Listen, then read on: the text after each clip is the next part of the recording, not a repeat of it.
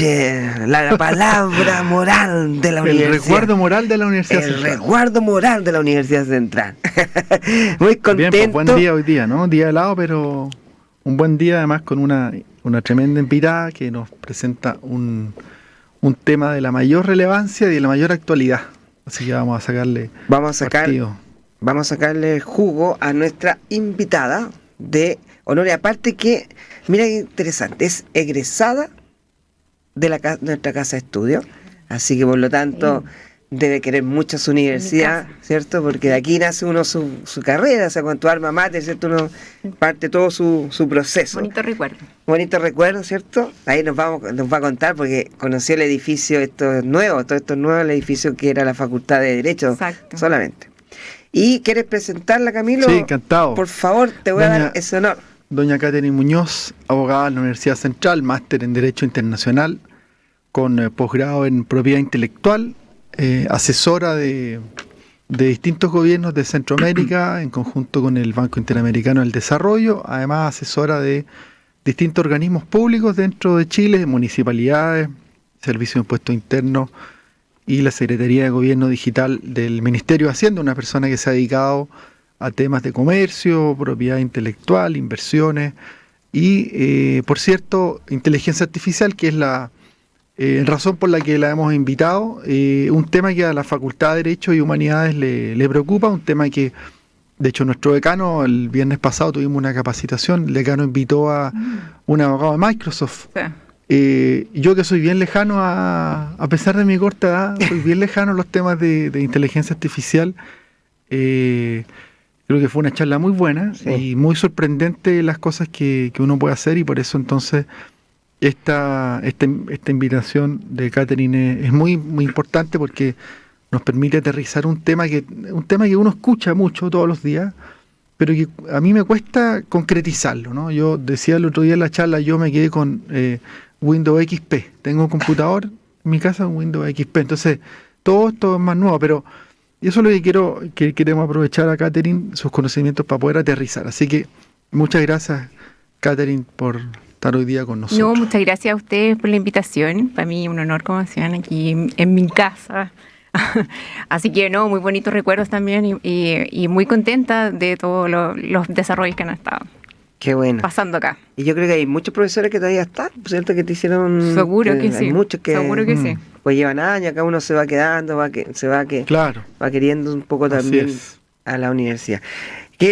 Sí, agradecerte nuevamente, tremenda presentación, Camilo, de nuestra invitada. Sí, interesante hoy día hablar de inteligencia artificial, como dice Camilo, cuando estábamos en esta charla con Microsoft. Son temas que se vienen, y yo creo que es como cuando cambiamos del celular a botones, ¿cierto? Ahora touch, que también en su momento fue como wow, la revolución, ¿cierto? Sí. Que tampoco fue hace mucho tiempo. Lo que pasa es que el tiempo a veces anda más rápido que nosotros. Pero también, obviamente, la inteligencia viene de hace muchos años, ¿cierto? Pero hoy día ya con la capacidad esto más robótica o tecnológica, se va generando preguntas que también la gente no tiene mucho acceso tampoco, y bueno, también en Latinoamérica que tenemos una alta tasa de analfabetismo digital. Entonces hay una serie de factores también que van involucrados. Yo le decía hoy día a mi equipo que veníamos a hablar de inteligencia, y me decía una compañera, claro, porque hablamos de un asesor virtual, ¿cierto? Como nos decían, es un asesor. Entonces decía, bueno, los primeros asesores virtuales que fueron nuestros padres, que nos hacían los trabajos cuando éramos chicos. Entonces era interesante, y hoy día también parece que ese asesor virtual se va a llegar, y lo tenemos que usar la tecnología de una manera muy eficaz, eficiente, con ética también. Así que todas esas cosas queremos preguntarte. Sí, mira, en primer lugar, y no quiero ser el Grinch de la inteligencia artificial en ningún caso, pero existe una narrativa muy exagerada de lo que es realmente la inteligencia artificial. Esto de los robots, ¿verdad?, que vemos en las películas, y que son autónomos, que piensan por sí mismos. La verdad que no es el estado del arte actual. La inteligencia artificial actual es bastante limitada si lo queremos ver desde ese punto de vista. Básicamente es un modelo matemático, ¿verdad?, que está programado para analizar datos y dar resultados o, en el fondo, estimaciones en base a correlaciones, básicamente. Si lo podíamos llevar así como claro. a un contexto.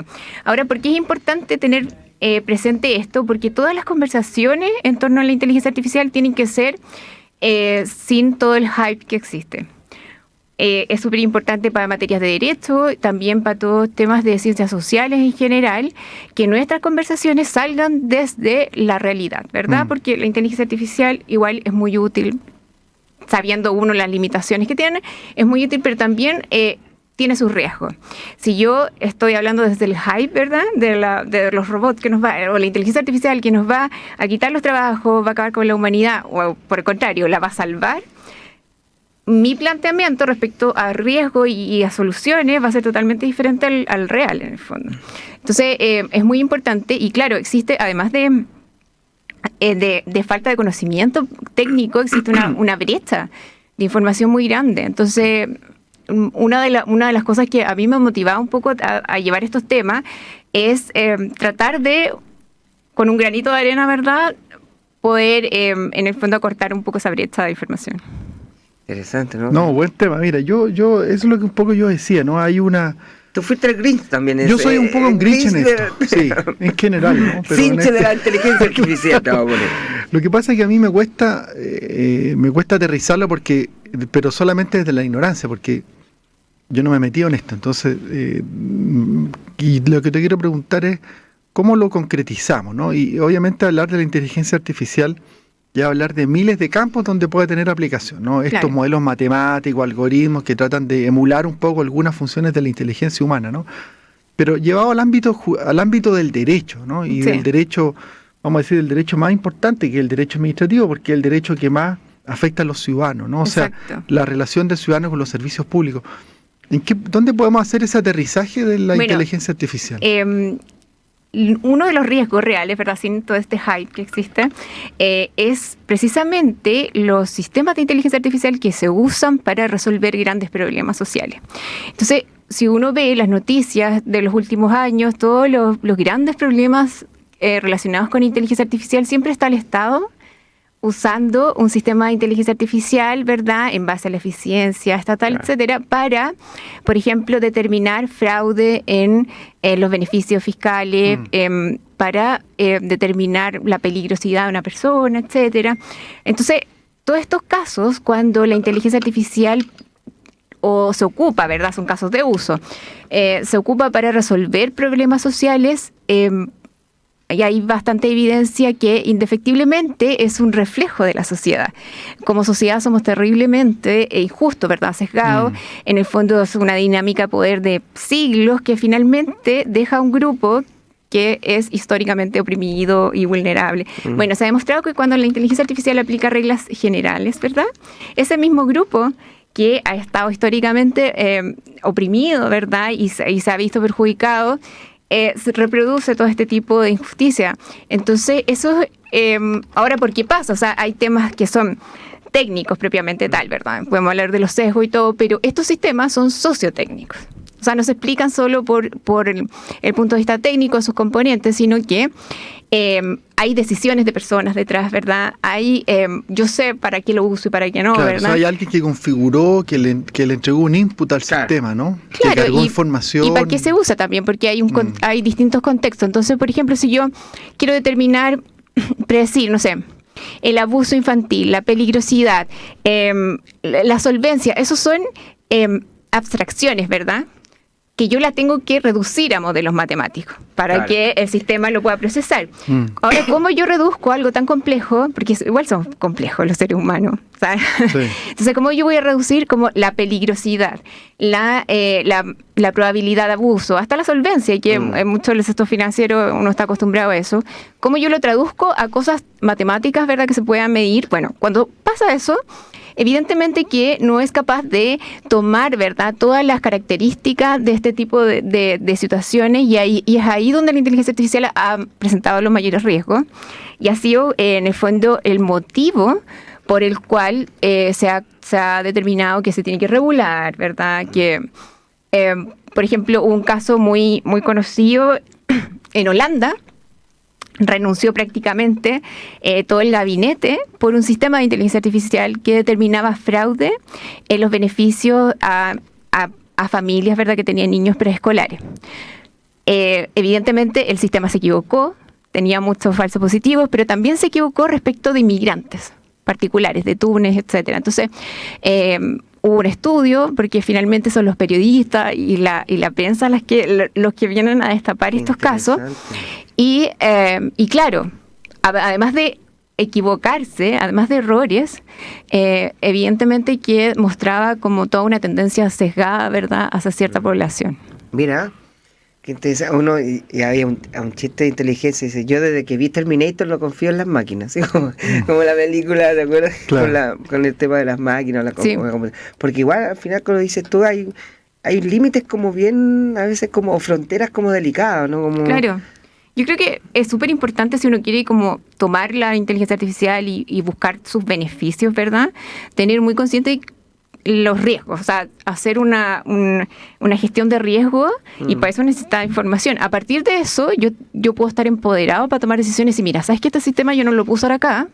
Pero quizás tengo un súper buen caso de uso por acá. Por ejemplo, en el caso legal que tú comentabas, o sea, yo puedo usar inteligencia artificial en general, bueno, la inteligencia artificial generativa, ¿verdad?, el ChatGPT, para, por ejemplo, organizar información. Y de hecho, existen software que organizan información legal hace muchos años. O sea, es como casi como que nosotros estamos acostumbrados.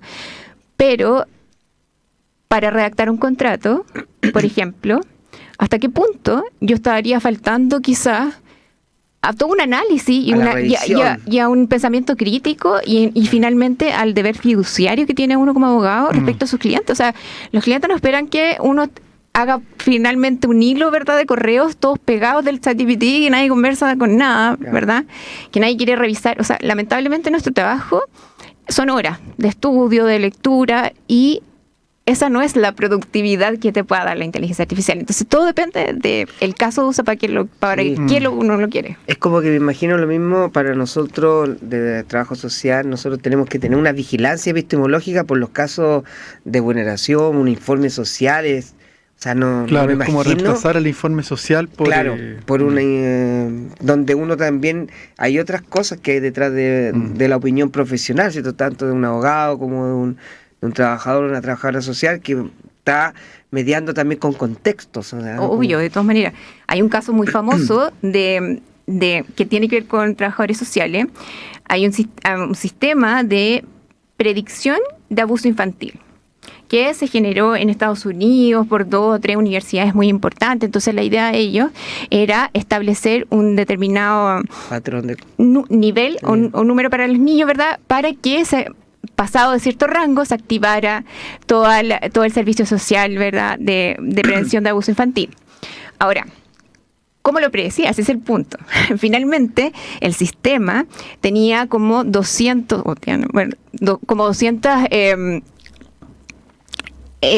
niveles, ¿verdad?, y elementos para determinar, pero también los datos que tomó el sistema para entrenarse, y los datos que existían en el fondo eran todos datos públicos, ¿verdad?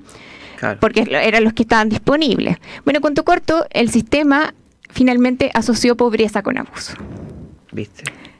Porque las personas que son de estratos sociales más altos, ¿verdad?, van a lugares privados, van a alcohólicos anónimos privados, tienen, no sé, entonces no estaban disponibles. Un sistema de protección también distinto a un sistema de protección. Exacto, entonces el sistema lo que hizo fue sobre representar, ¿verdad?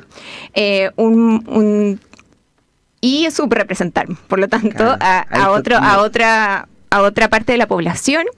Y claro, o sea, ese caso finalmente fue bien dramático porque había niños que no tenían una potencialidad de haber sido usados, pero por ser muy pobres, ¿verdad?, el sistema levantó las alertas y hubo casos de que en el fondo los dieron en adopción, cosas así bastante trágicas. Entonces, eso demuestra un poco hasta cuál es el verdadero riesgo de la inteligencia artificial. El límite de donde nos pueden... Claro.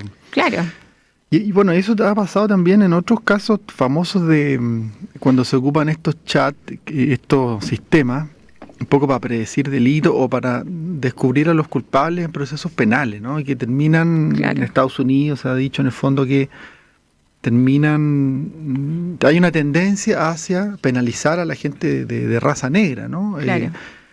Pero por otro lado también he escuchado que, claro, así como hay que preocuparse de que estos sistemas, hay que mirar el sesgo. El otro día en la charla de una profesora nuestra, María Angélica Benavides, decía que yo quiero saber un poco qué está detrás de esto, ¿no? ¿Cuál es el sesgo de una... pero también el ser humano también tiene sesgo, ¿no? Sí, o sea, esto de reemplazar algunas funciones que hace el hombre por sistemas de inteligencia artificial no nos elimina un problema y tampoco nos genera un problema nuevo, porque el sesgo ya existía, ¿no? Cuando hay un funcionario público el que está encargado de hacer una función, o un juez, por ejemplo, bueno, también va a tener un sesgo, ¿no? Y un trabajador social que tiene que hacer un informe social también tiene un sesgo personal. Sí, pero el tema ahí es la rendición de cuentas. O sea, porque aquí está. Y que tú puedas saber, además, ¿no? Claro. O sea, ahí, como decías tú, queda como anonimizado, claro, ¿no? ¿Quién es el que se hace responsable. Claro. Por otro lado, las aplicaciones también, esto yo se lo he escuchado al decano, que se ha metido harto en esto, no reemplazan al ser humano, no llegan a reemplazar completamente, un poco volviendo a lo que hablábamos antes, ¿no? O sea, ayudan, facilitan tareas, pero siempre van a exigir una revisión del profesional. O sea, ¿no? es súper importante, y sobre todo en la inteligencia artificial generativa, ustedes que son académicos, de tener presente que finalmente es algo que existe, ¿verdad? Sí, y que lo están probablemente... usando los estudiantes. Claro, entonces, probablemente, y les pasa a todos los profesores, ¿verdad? Que saben que todos los alumnos pueden usar ChatGPT, etcétera. También, por una parte, pasa que es importante informar, ¿verdad? Y también es importante hacer un buen caso de uso respecto de para qué te puede servir, sobre todo para lo que hablaba anterior, para fomentar el pensamiento crítico y el análisis. Aquí es súper importante la agencia humana. La agencia humana en el sentido de una persona que toma decisiones, ¿verdad? Que puede, en el fondo, hacerse responsable por sus actos. Si yo, por ejemplo, pongamos dos casos. En el primer caso existe un chat bot, ¿verdad? De un ChatGPT que le da interactúa con una persona y le da un diagnóstico médico en base a lo que diga la persona. Y otro caso sería un médico, ¿verdad? Que está en el mismo ChatGPT buscando información para complementar un diagnóstico. ¿Cuál es la diferencia aquí entre estos dos casos? Pero obviamente que no sé, la experiencia empírica del médico, claro, sobre lo que sabe, lo que estudió. En el fondo la agencia humana. Sí, o sea, pero claro, pero la medicina es estadística nomás, o sea, el médico identifica síntomas que han sido estandarizados, han dicho, la estadística dice, mira, cuando una persona llega con estos síntomas, hay una alta probabilidad, o sea, hay una correlación entre un síntoma y una enfermedad, ¿no? Claro, en definitiva, lo que en el primer caso, ¿verdad? Por ejemplo, si el sistema se equivoca y da un diagnóstico errado y la persona se enferma, etcétera, la responsabilidad ahí es directamente del desarrollador, ¿verdad? Claro. Del que está detrás del sistema. Claro. Sí. Ahora, si el médico se equivoca, ahí la responsabilidad finalmente está en el médico. ¿Por qué? Porque nosotros le damos agencia, o sea, él tiene agencia humana y en el fondo uno espera que si hay información equivocada, el médico pueda en el fondo sopesar, ¿verdad? Y tomar. Por lo demás, los médicos hace mucho tiempo hacen esto a través de Google, por ejemplo, o cualquier buscador. Y no ha sido... Entonces, esa parte... Y nadie ha demandado a Google por negligencia médica. Entonces, ahí uno ve claramente la importancia de la agencia humana, la importancia de quién está detrás, ¿verdad?, de usando un sistema, y también la interacción de responsabilidades. O sea, en un caso puede haber una responsabilidad del desarrollador, en el otro no, claro, básicamente. Ese día, en la misma capacitación que tuvimos sobre inteligencia artificial, yo le comentaba a Camila, estábamos ahí como, nos sentamos juntos como, y ¿te acuerdas? Estábamos desordenando el curso, hay que decirlo. Pero yo decía, y en tu experiencia, en lo que has estudiado también, hoy día siempre, no sé, pues, en primer año de la universidad nos han puesto hoy día, porque los estudiantes no leen mucho ya, redacción, comunicación oral y escrita, bla, bla, bla. Yo decía le decía a Camilo, debiésemos poner hoy día, por ejemplo, en las universidades un curso transversal que diga, no sé, ética digital. De todas maneras, mira, yo últimamente le he dado muchas vueltas a esto, a las horas legales, las horas ChatGPT.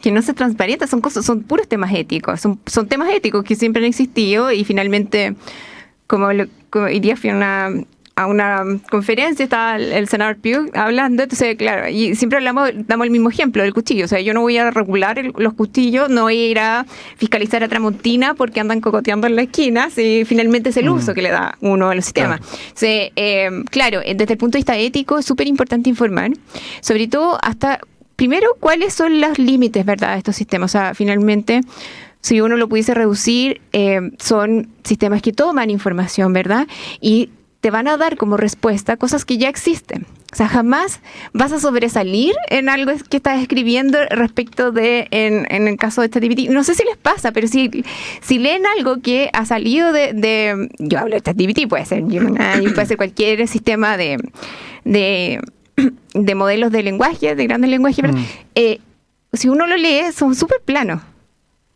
O sea, dan la sensación de que son como planos porque las cosas que las personas escriben tienen una personalidad, ¿verdad? Tienen una voz. Claro. Entonces, lo que yo puedo escribir, aunque esté mal, aunque no esté ortográficamente correcto, tiene una voz ahí. Y uno lo lee y lo que emana del ChatGPT es muy plano. Y es una sensación que a uno le da de obviamente cuando uno lee otra cosa a alguien, aunque esté mal escrito, sabe un poco más. Sí, ¿verdad? O sea, por ese lado, se puede, uno sabiendo, vuelvo a lo que había dicho antes, uno sabiendo los límites, ¿verdad?, y los riesgos que existen, y que probablemente ningún alumno pasa mucho con temas de programación. Hay muchos profesores, ¿verdad?, de ingeniería que dicen, aquí llegan con todos los con todos los programas y los códigos, pero perfectos, pero sin originalidad, es lo mismo, como sin una voz, sin creatividad.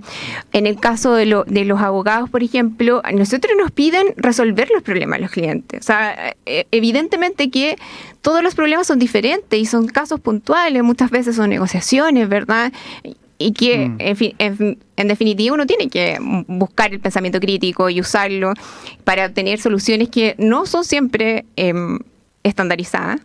Entonces, es importante saber esas limitaciones para poder usarla, por ejemplo, en temas que poder usar la inteligencia artificial generativa, en este caso como el ChatGPT, para crear, por ejemplo, problemas nuevos para los alumnos, para ser más originales, para plantear de forma original quizás y diferente lo que ustedes están enseñando, por ejemplo. Sí. Oye, qué interesante.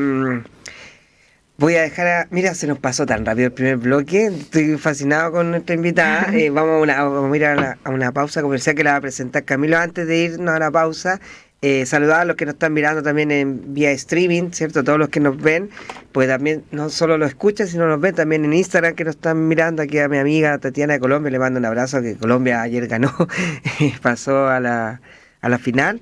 Y menos mal que justo coincide con un grupo que es de Colombia. Además, pues exactamente. Así que ¿no? Bueno, yo también fuiste un predictor, eres una inteligencia artificial humana, Camilo.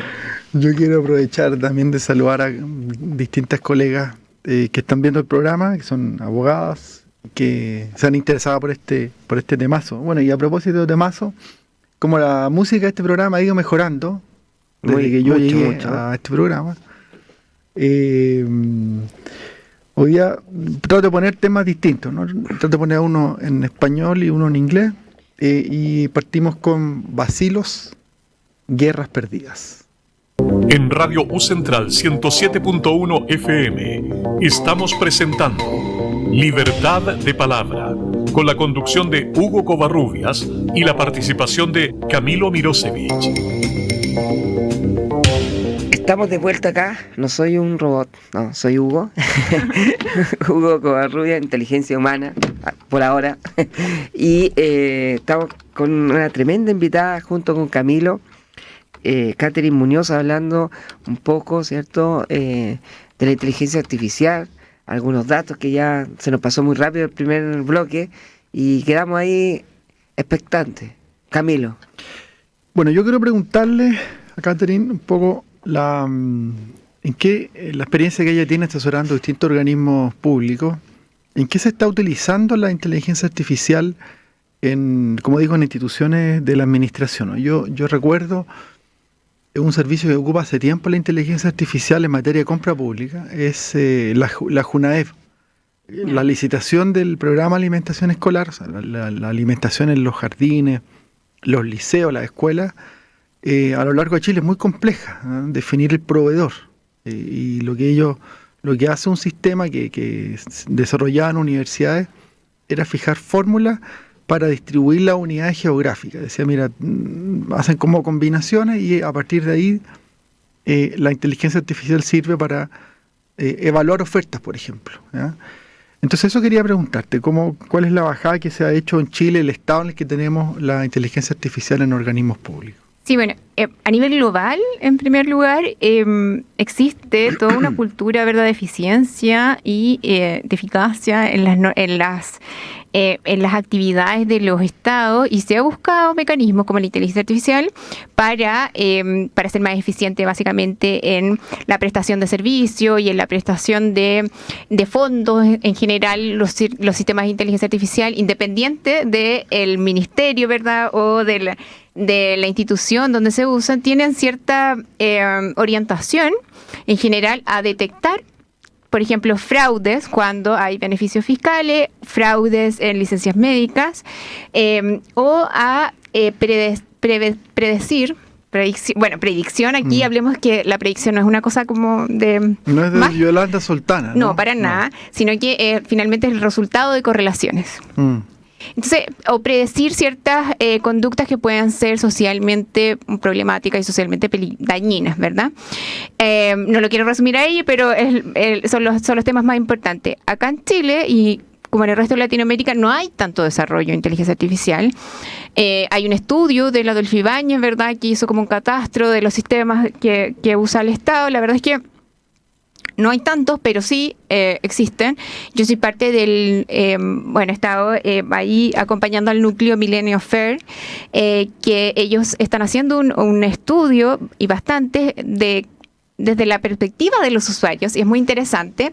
Por ejemplo, un sistema de inteligencia artificial que tiene FONASA, que detecta fraude en la emisión de las licencias médicas por distintos parámetros, etcétera. Entonces, la idea de los estudios es desde la perspectiva de los usuarios, analizar que no tienen idea, ni primero que se enteran ahí que finalmente la licencia médica se la rechazaron, etcétera, porque había un sistema de inteligencia artificial detrás. Pero también es súper interesante porque las respuestas que han dado muchos usuarios son súper profundas y muy sabias, sin saber el tema. Muchos hablan de la confianza, ¿verdad? Hablan de temas que uno, en el fondo, sin saber, claro, conceptualiza muy bien muchas problemáticas. En general, la gente no tiene miedo a la inteligencia artificial, pero también es porque no saben las consecuencias. Hay casos, no sé, en otros países donde sistemas que, por ejemplo, también tienen que ver con temas de datos. Ese es el otro punto, porque acá en Chile no tenemos ni ley de protección de datos todavía, pero también es un tema de cuando hay problemas, ahí va siempre acompañado de vulneración de datos.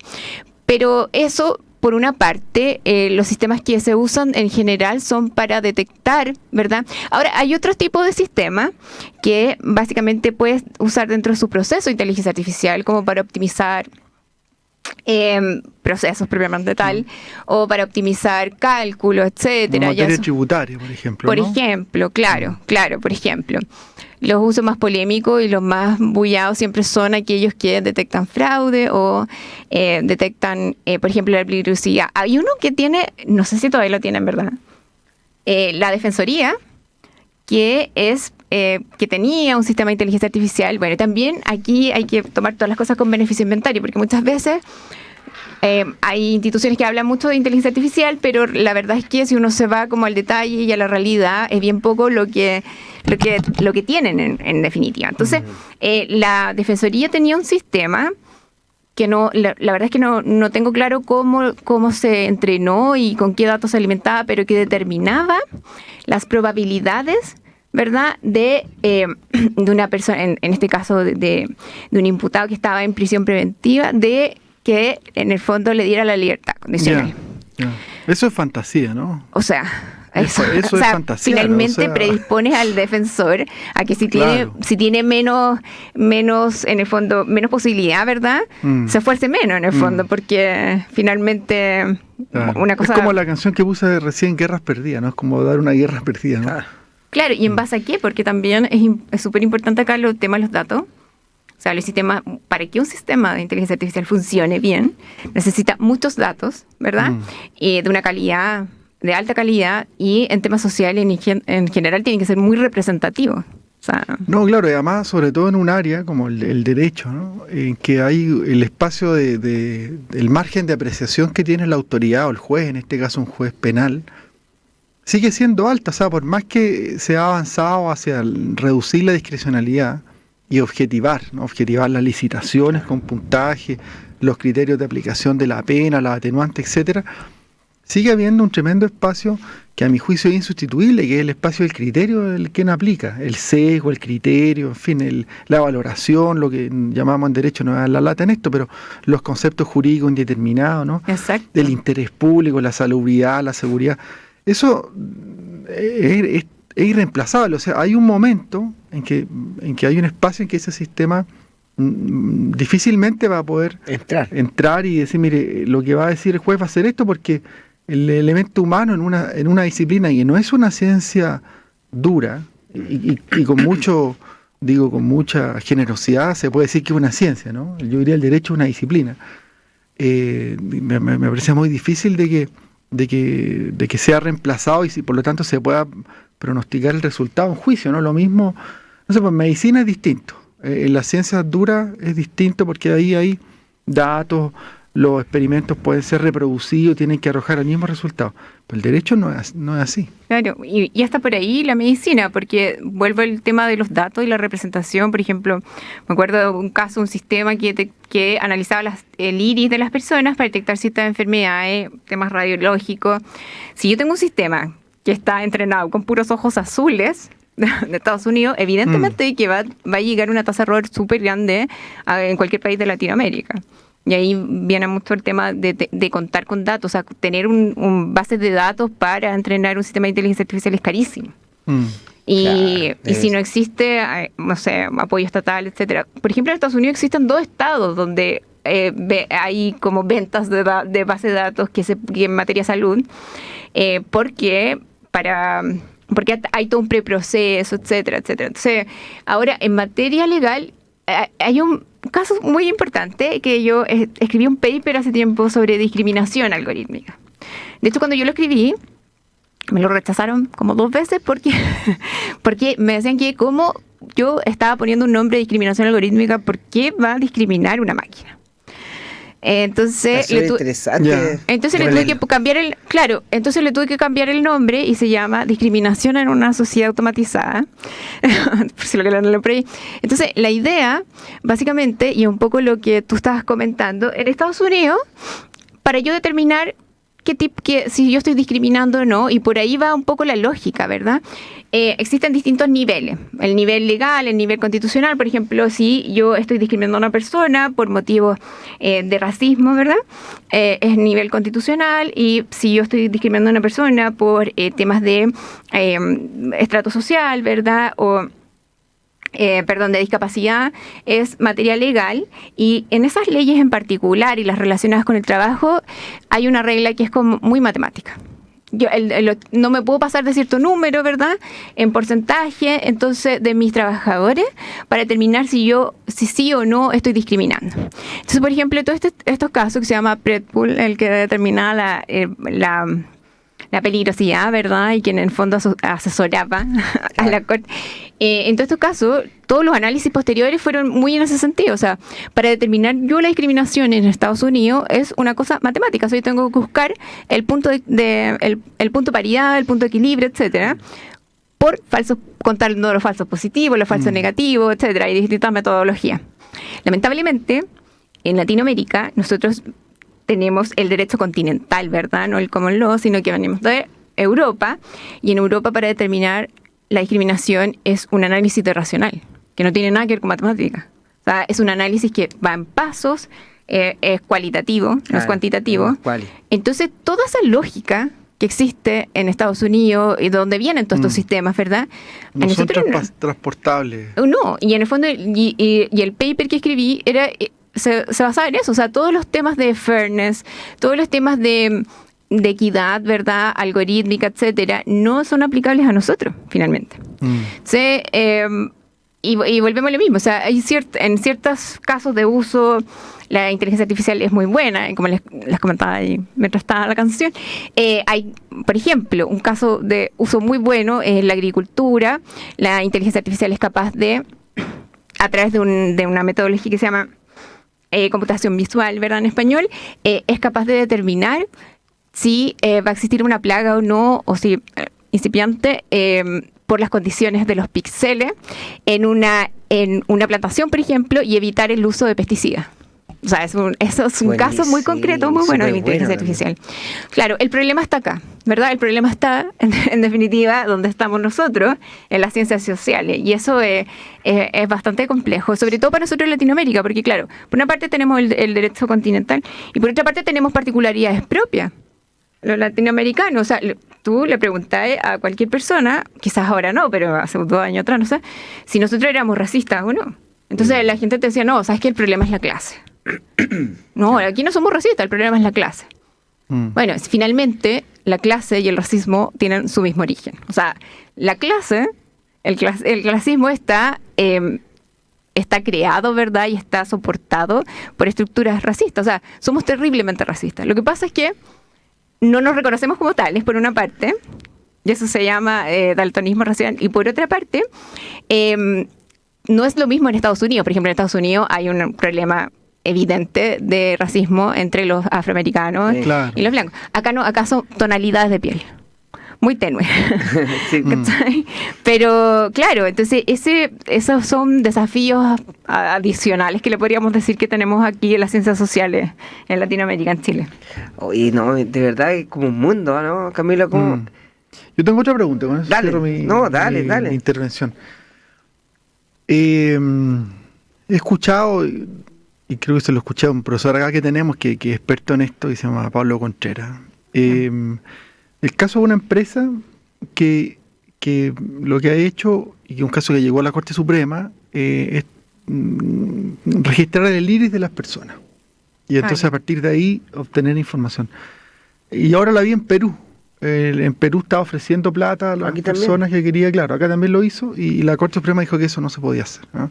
En Perú están ahora ofreciendo plata, en fin. Entonces, es un poco los resguardos que tiene que tomar el ordenamiento jurídico frente al abuso que puedan hacer, ya no digo ya no los sistemas, ¿no? Sino la empresa, ¿no? El negocio detrás de esto. Entonces, te quería preguntar, Catherine, ¿en qué va nuestra legislación, ¿no? Este proyecto de ley que presentó el Ministerio de Ciencia, ¿no? ¿Qué objetivos busca y qué proyección le ves tú a esto? Bueno, en primer lugar, esto del WorldCoin, ¿verdad? No tiene nada que ver con inteligencia artificial, básicamente es protección de datos. Claro, como seguramente Pablo lo comentó, aquí hay en muchos casos hay ciertos temas de vulneración de datos respecto al consentimiento, ¿verdad?, de las personas, y eso ha sido el caso que ha pasado. Hay una ley de protección de datos que está a punto de salir, hace como 2 años, está a punto de salir. En comisión mixta. Ajá, sí. Bueno, ahí está.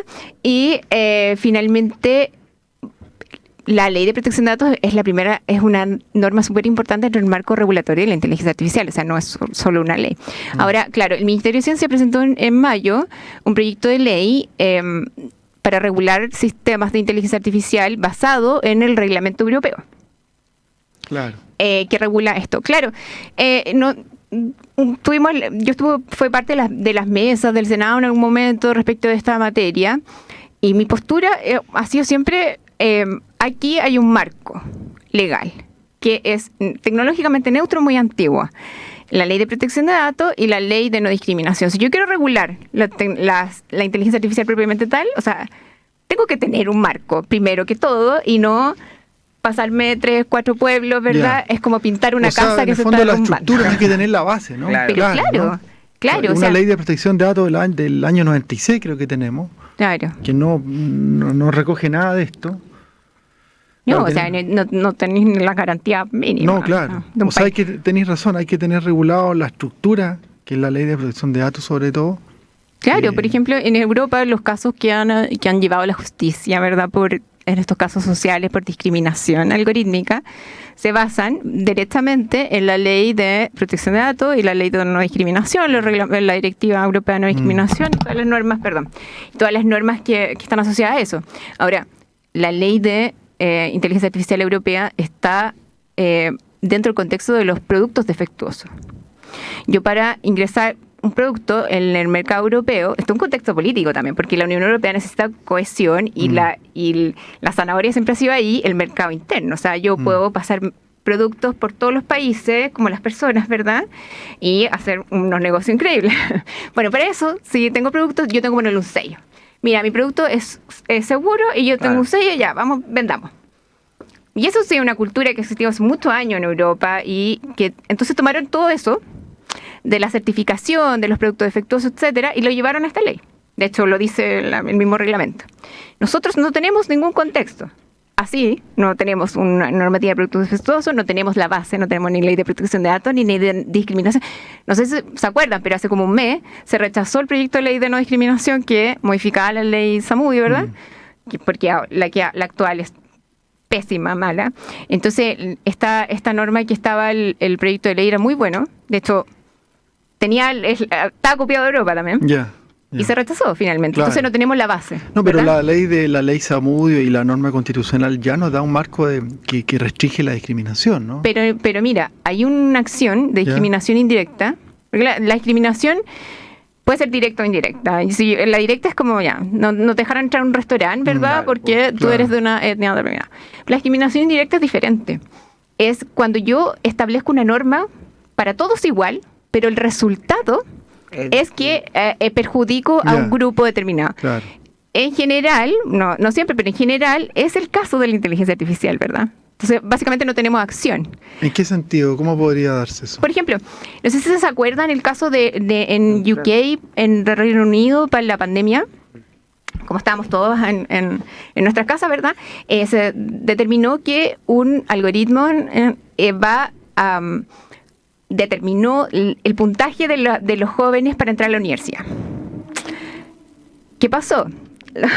Finalmente, el sistema benefició y sobrebenefició a personas de altos recursos y perjudicó a personas de bajo ingreso. Entonces, en ese sentido... un escándalo, sí, me acuerdo. Sí, ¿verdad? Una noticia, sí. Ya, pero los años previos, sin el sistema de inteligencia artificial, los resultados no van a haber sido muy distintos, ¿no? Pero volvemos a lo mismo, o sea, la rendición de cuentas. O sea, ¿qué culpa tiene un niño que por estadística, finalmente, porque finalmente la inteligencia artificial, si uno lo quiere mirar desde el punto de vista estadístico, es estadística muy avanzada, ¿verdad? Claro. Volvemos al mismo punto de la rendición de cuentas. Entonces, claro, ahí yo apliqué una norma de carácter general, ¿verdad?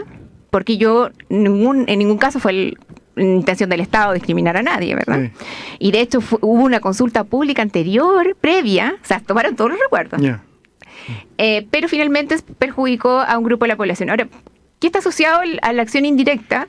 Está asociado el principio de igualdad desde el punto de vista en el fondo, igualdad sustantiva, ¿verdad? Aquí estamos hablando de discriminación estructurales. Sí, claro. Discriminación contra... Entonces, que no partimos de la misma base, ¿no? Exacto, eso es, ¿no? Exacto. Entonces lo que busca el legislador no es como castigar al gobierno en este caso, sino que es limitar, ¿verdad? Y destruir en el fondo todas las estructuras de discriminación estructural, valga la redundancia, por ejemplo, la discriminación contra las mujeres. Entonces, es súper importante esa acción, y esa acción es que está en Europa y se usa mucho para estos casos y para otros, pero aquí en Chile no existe también. También se habló mucho de la carga de prueba, en el fondo, que tenía una regla de reversión de la carga de la prueba. En definitiva, ese era el demandado quien tenía que probar. Pero tiene toda una lógica y todo un contexto, porque también tenés que hacer una prueba, tenés que dar el caso, o sea, no en todos los casos, pero en estos casos es súper difícil probarlo. O sea, evidentemente que si no, dejas a las víctimas en defensión. Toda la razón, ¿no? Sí, toda la razón. Yo estoy asombrado, creo que se me hizo demasiado corto el programa. Yo creo que no sé si Katherine algún día también puedas venir nuevamente a hablar con nosotros dentro del tiempo también que tienen. Pero bueno, uno cuando llama a egresado de la universidad dicen al tiro, dicen sí, voy. Hemos invitado a muchos egresados y sabes que el cariño se siente, no sé, absolutamente. ¿cierto? Sí, ¿Ha pasado absolutamente. eso? Que vienen, no, yo vengo, quiero aportar. Así que mira, agradecerte que hayas venido, nos quedan poquitos minutos antes de irnos a la última canción. También te dejamos un minuto si quieres mandar algún saludo especial a alguien.